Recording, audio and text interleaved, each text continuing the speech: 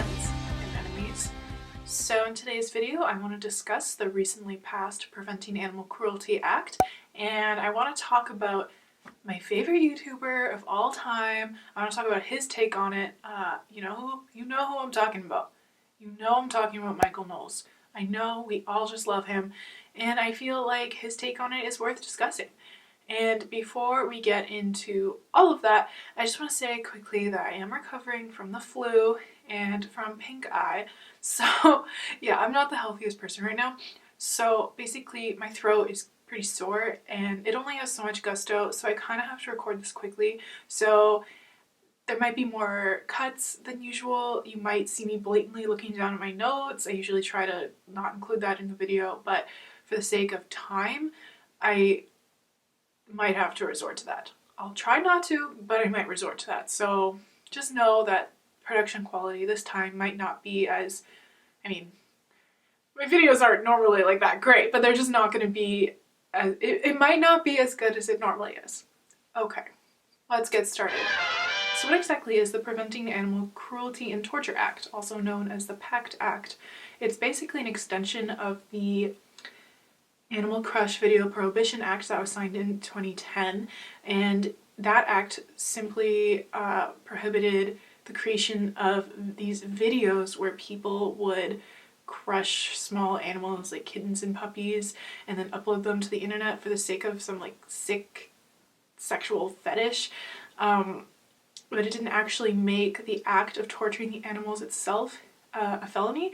So where PACT Act comes in is it actually makes those actions a felony. As it was before this, animal cruelty was dealt with at the state level.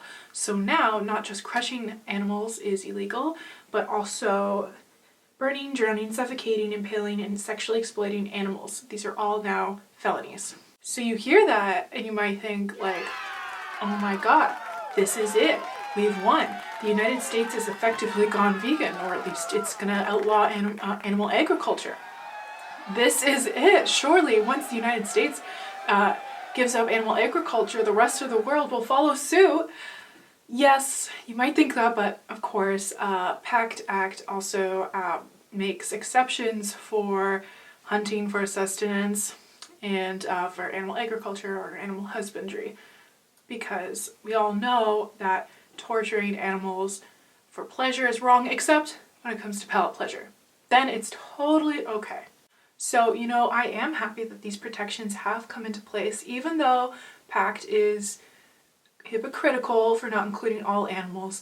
I still think it sets a legal precedent for how we ought to be treating animals. It legitimizes the animal rights movement because this law says we all agree that hurting animals for pleasure is wrong. Certain animals for pleasure is wrong. So then it's not difficult for animal rights activists or vegans to come in and say, okay, so we all agree that it's wrong to hurt animals, like it's become part of the law, like everyone agrees that it's wrong, so surely we should extend this to animal agriculture. And someone in the comment section of the video I'm going to be talking about in a moment actually commented so much. B with a B says, I am an ardent animal lover. Of course you are. I think it is immoral for people to abuse animals. Having said that, my first thought about federal anti-abuse law, I feel that it is a slippery slope towards unintended consequences, like going after farmers or animal product industries. So yeah, B with a B, good intentions, poor execution. But anyway, and of course I'm happy about this because it does provide protections for all the little dogs and cats and hamsters and bunnies out there, so hopefully there will be overall less suffering. This act has been unsurprisingly bipartisan. I know I talk a lot on this channel about how conservatives are less likely to go vegan due to the fact that they have authoritarian personality types and they have a love for natural hierarchies, but you just have to walk around in everyday life and pay attention to your surroundings to realize that most people who identify as conservative don't like animal torture, and they especially want protections for cats and dogs. And my theory on this is because they value cats and dogs more, not because cats and dogs have some sort of inherent moral value over the other animals, but because we as humans have chosen them. We as humans, by valuing them, make them less than humans, but more than the other animals. We humans have made them better simply due to the fact that we chose them. We humans are, after all, simply divine. We are numero uno on the natural hierarchy list. We are kings bestowing knighthood onto lowly peasants as we see fit. That's my theory on that anyway. So yeah, like I said, it's bipartisan. Everyone's happy with this except for one special man. And you know who I'm talking about. I'm talking about Michael Knowles. He had a real spicy take on this, so let's discuss that. Hey guys, it's me from the future. I realized while editing that I actually forgot to tell you who Michael Knowles is. He's a political commentator who works for the Daily Wire. It's a podcast, they have a website, and they also have a YouTube channel. And he's actually best known for calling Greta Thunberg a mentally ill Swedish child on Fox News, which subsequently got him banned from ever appearing on Fox News ever again. Climate hysteria movement is not about science. If it were about science, it would be led by scientists rather than by politicians and a mentally ill Swedish child who is being exploited by her parents and by the international left. And a mentally ill Swedish child. But before I let Michael talk, I should give you some context for his video that we're responding to. Basically, he is initially talking about Conan, the dog that helped bring down the terrorist somewhere. Sorry, I don't know very much about that situation. And then he talks about how Trump was giving that dog some recognition, and then he uses that as a segue to talk about why the PACT Act is a bad idea and it should have never come into existence. That unfortunately, President Trump and even a lot of conservatives really are getting this whole issue backwards, and this animal cruelty legislation is actually a pretty bad law. Animal cruelty is terrible. It's an awful, awful thing. But it's awful because it deadens our humanity, because it makes us cruel. It's awful because of what it does to human beings. You can't sin against an animal. I've already responded to Michael Knowles' opinion that we should only care about animals insofar as how our actions towards them affect us. I made that in my Daily Wire video. I'll link it down below for you guys to watch.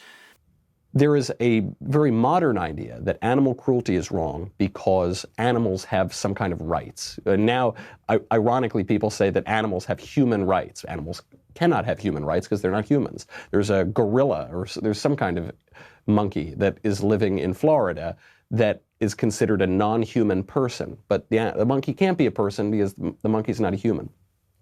So when Michael says that animals cannot be persons because they're not humans, I would just say to that, why not? Personhood is a legal status, and laws are totally made up. There's absolutely no reason we can't bestow personhood onto, literally anything. There's nothing inherently special about the physical human form that only we can be persons.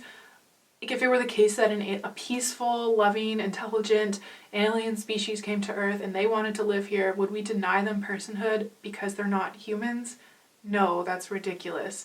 I would agree with Knowles that animals don't have moral agency, thus they can't be part of the game that is morality. But where we differ, of course, is that he believes that because they cannot do good nor evil, that their suffering is of no consequence. I would say that is exactly because that we are moral agents, that we have a moral responsibility to not cause unnecessary suffering onto those who have done no evil. Knowles perhaps hasn't considered the fact that animals, they can't do evil, and it is that makes them, and at least in this respect, actually superior to humans. Knowles judges animals to be worthy of no moral consideration, but he forgets that it is he who is without sin who ought to cast the first stone. My dog has never sinned his entire life.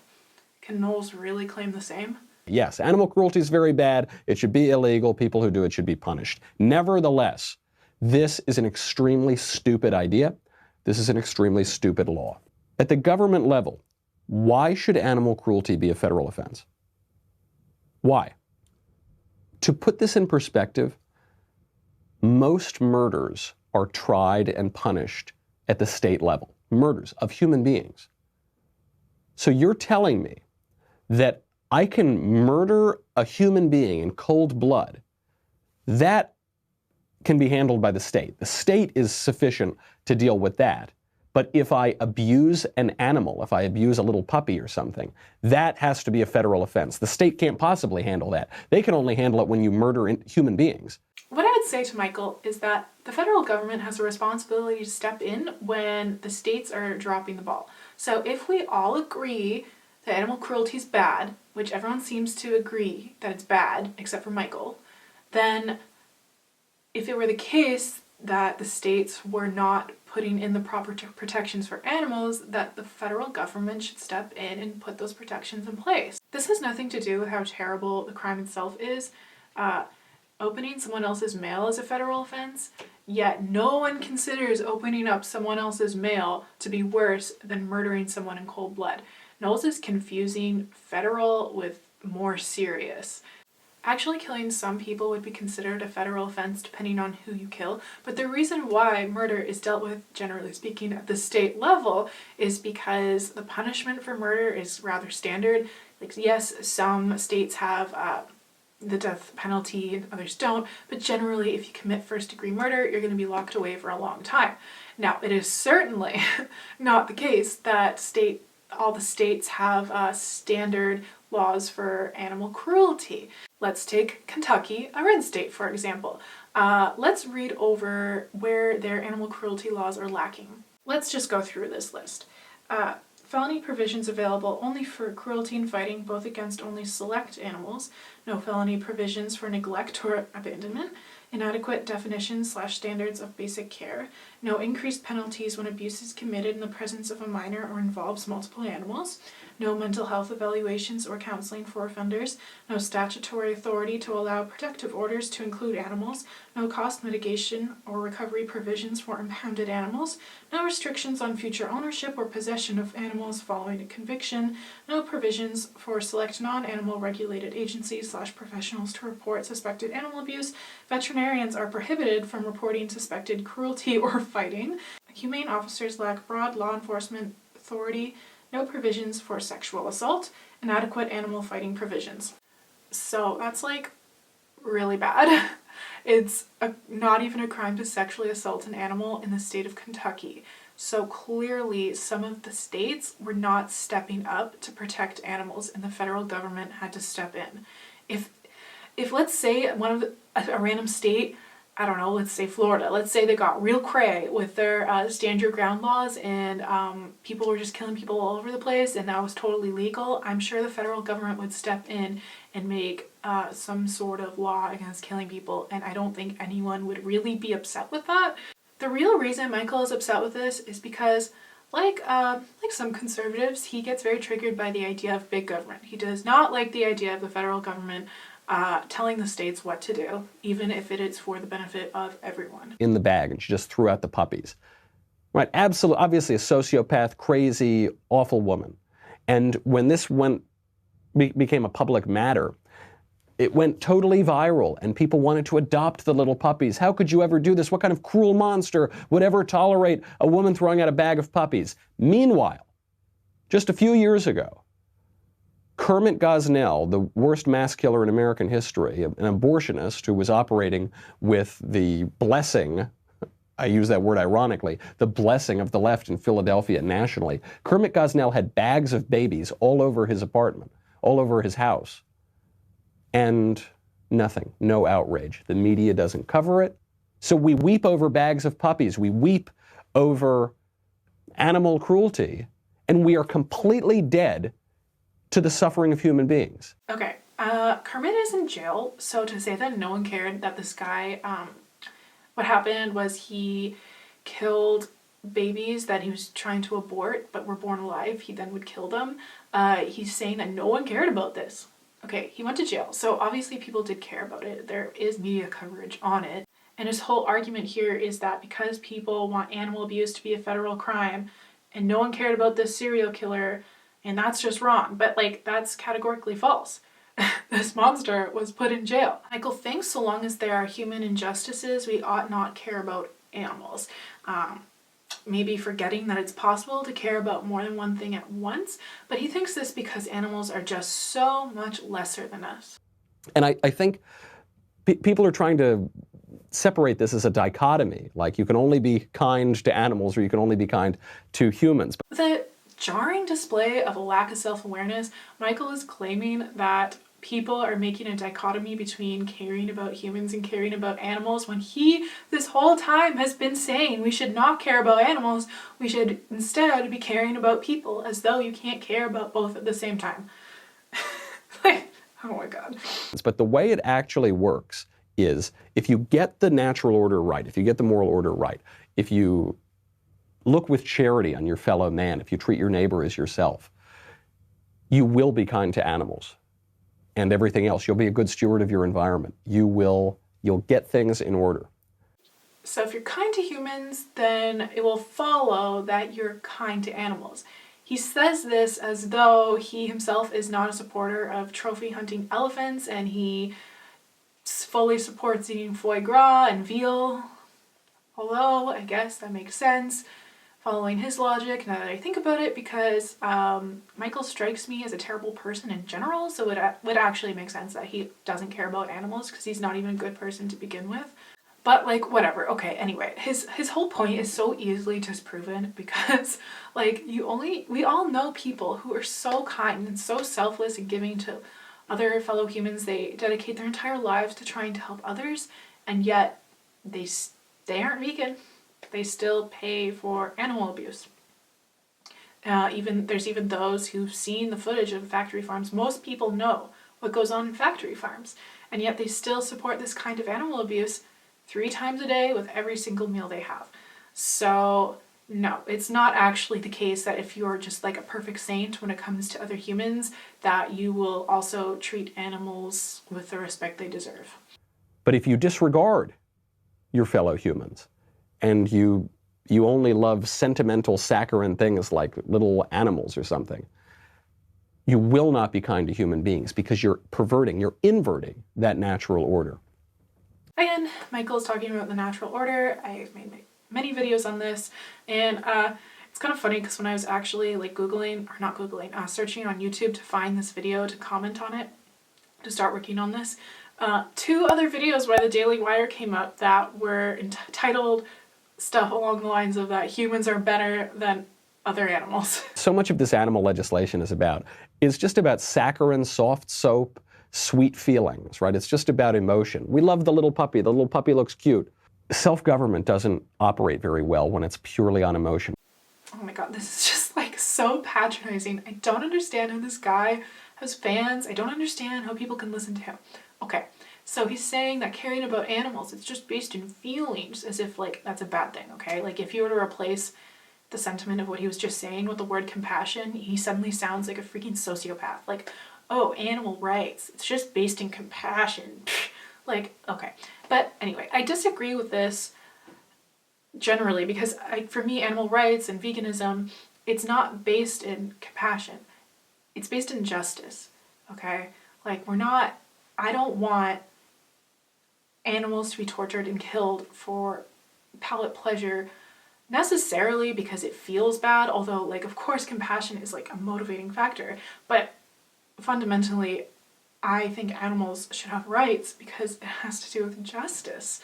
And then, I'm not going to show it, but then he goes on about the left and how they're just so obsessed with animals and they don't care about people, but like, again, the PACT Act was a bipartisan issue, so, and, you know, it was signed by Trump, so it's like a weird sentiment to say, but like, he's not wrong, I guess. Like I've mentioned before, conservatives tend to care less about animals, they're less likely to go vegan, so he's right on that. It's just kind of weird that he would like bring up the left in this context because, like, again, this was a bipartisan issue.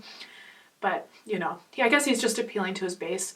And yeah, I just want to say, I guess, as a closing remark, I don't know if this is the last thing that I'm going to say, but I just want to say that I think it's easy to look at Michael and be like, this guy is so stupid. Like, what? Like, this is just dumb.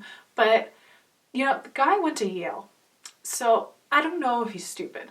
He might be. Like, I wouldn't be shocked if it turned out he was kind of dumb. But I think it's more likely that he's just appealing to his base.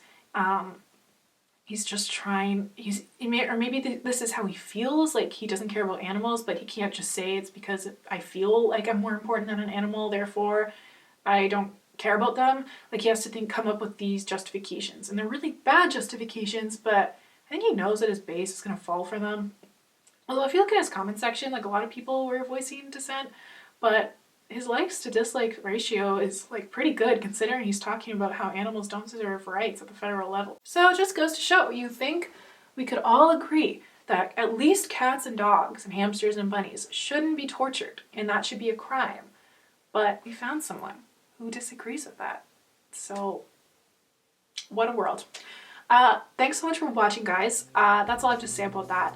I think I'm gonna start like doing questions, like polling questions on my Instagram, and then ask you guys what you think about a certain topic, and then before I include it in my video so I can see how everyone feels. So if you don't already follow me on Instagram, please do so. I'll put a link for it down below. Let me know your thoughts on this topic. Subscribe if you haven't already. I always say this, but does that even make a difference? Does like anyone actually subscribe if I say subscribe? Like, do what you want. Live your life. Subscribe or don't subscribe. I'm not going to tell you what to do anymore. Okay. I'm going to go. Wait. Do I have anything else to say? Oh, yeah. Stay tuned because I'm posting another video tomorrow, and it might be like what you guys wouldn't expect. I know I've said in the past that I'm going to post every Thursday and Tuesday, which is true. I'm going to post like a regular style content every Thursday, but for a while, I guess, you can expect some unique kind of content. So I'll see you then.